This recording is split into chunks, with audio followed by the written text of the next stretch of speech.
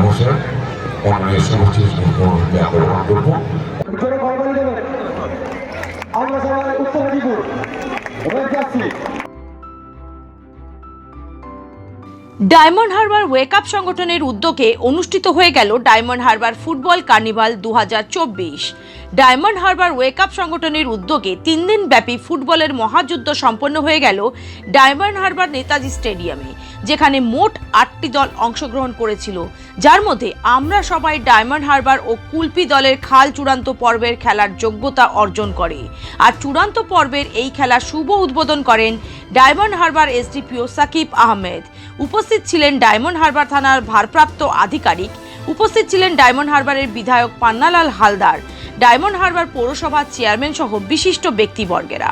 মূলত ডায়মন্ড হারবার শহর ও গ্রাম্য এলাকার প্রতিভাবান খেলোয়াড়দের তুলে আনতেই রেজাউল করিম মল্লিক, সাদ্দামের মতন ক্রীড়াপ্রেমী বেশ কিছু মানুষের উদ্যোগে এই ফুটবল প্রতিযোগিতার আয়োজন করা হয়।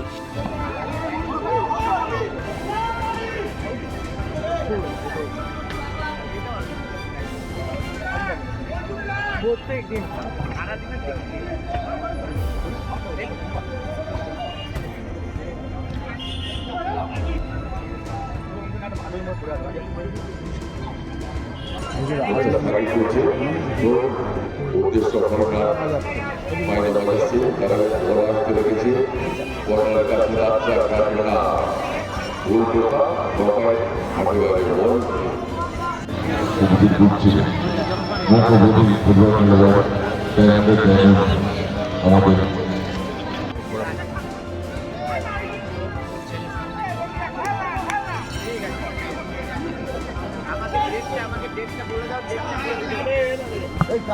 অ্যাকচুয়ালি সবের মাধ্যমিক পরীক্ষা শেষ হলো, আমরা তেমনভাবে মাইকের করতে পারিনি, যা করেছি আমরা আমাদের ফেসবুক মিডিয়ার মাধ্যমে। তো তাতে করে আমাদের মোট 8টা দলের খেলা, এই ডায়মন্ড হারবার ফুটবল কার্নিভাল 2024-এর 8টা দল খুব মারাত্মক দল এখানে এসছে, 19-20 দল, খুব সাংঘাতিক দল এসছে। এবং পশ্চিমবঙ্গের বিভিন্ন প্রান্তে যে সমস্ত তারকারা খেলেন ফুটবল, তারাই কিন্তু এই মাঠে চলে এসছে। আর আমাদের এই খেলায় যারা জয়ী হবে আর কি, অর্থাৎ চ্যাম্পিয়ন যারা হবে, তারা হবে 1 লক্ষ টাকা নগদ এবং 2600 টাকা। আর সেকেন্ড যারা হবে রানার্স আপ, তারা পাবেন 70,000 টাকা প্লাস 2400 টাকা। এছাড়া man of the match, man of the series, man of the tournament, goalkeeper, stopper, ভালো বিহেভিয়ার দল, এটা হলো ফেয়ার প্লে ট্রফি। এছাড়া ভালো আমরা দেখব যে প্লেয়ারটা প্রথম থেকে শেষ পর্যন্ত খুব ভালো বিহেভ করেছে, তাকেও সম্মান জানাবো। এছাড়া দর্শকদের জন্য পুরস্কার আছে। বিভিন্ন রকম অনুষ্ঠান আমরা দেখেছি এই মঞ্চে। মানুষের কিরম সাড়া পাচ্ছে? মানুষের সাড়া বলতে কাল থেকে তো শুরু করেছি আমরা, এখন আমাদের এই চলছে আমাদের লড়াই।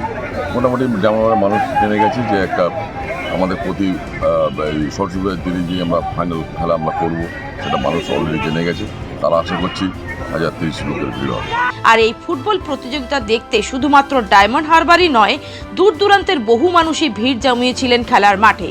Bureau report, Bengal press TV.